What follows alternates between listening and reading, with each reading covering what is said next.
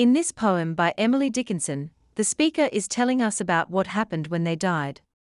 But there's something unusual. A fly made an unexpected appearance. The speaker tells us that they heard a fly buzzing around at the moment of their death.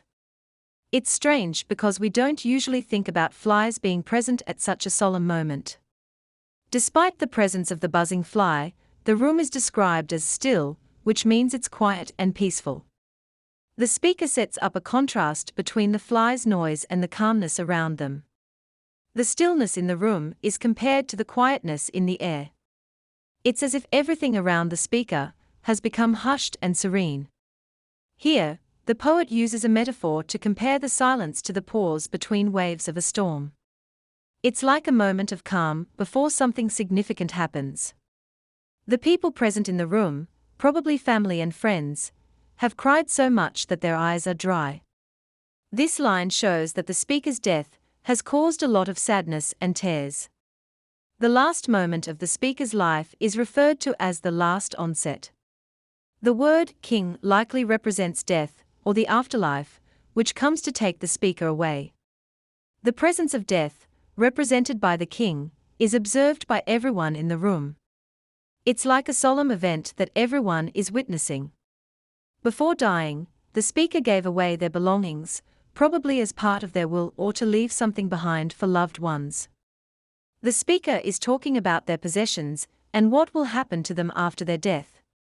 The speaker assigned their possessions to others, deciding who gets what, and after this was done, suddenly, a fly appeared, interrupting the solemn moment and the process of giving away possessions. The fly's presence is unexpected and a bit strange. The fly is described as having a blue color, and its buzz is described as uncertain stumbling. The poet uses these words to add to the mystery and uncertainty of the moment. The fly comes between the speaker and the light, almost as if it's blocking their way to the afterlife, or whatever comes next. The speaker mentions that after the fly's appearance, their vision began to fail. It's as if they couldn't see clearly anymore. The speaker couldn't see properly anymore, their vision was impaired. The poem ends abruptly, and the dash at the end suggests that there might be more to the story or feelings left unsaid.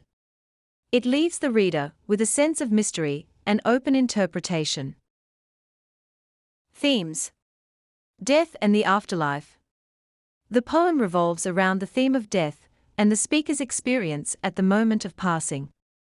It explores the transition from life to death and the uncertainty of what lies beyond. Mortality and impermanence. The poem highlights the fragility of life and the impermanence of existence. It reminds readers of the inevitability of death and the fleeting nature of human life. Nature's presence.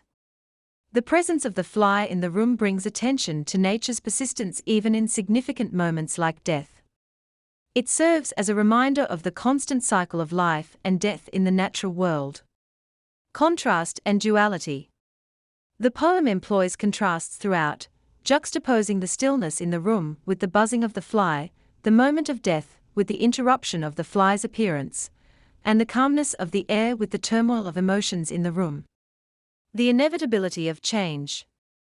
The appearance of the fly disrupts the solemnity of the deathbed scene, underscoring the unpredictability of life and the certainty of change.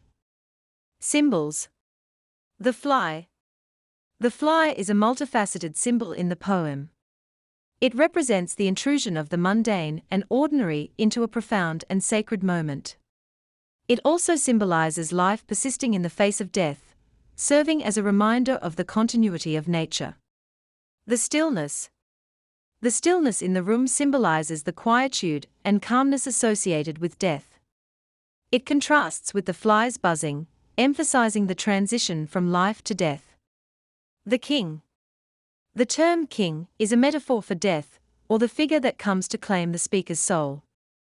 It underscores the gravity and finality of death. The windows. The windows failing symbolize the speaker's diminishing sight as they approach death.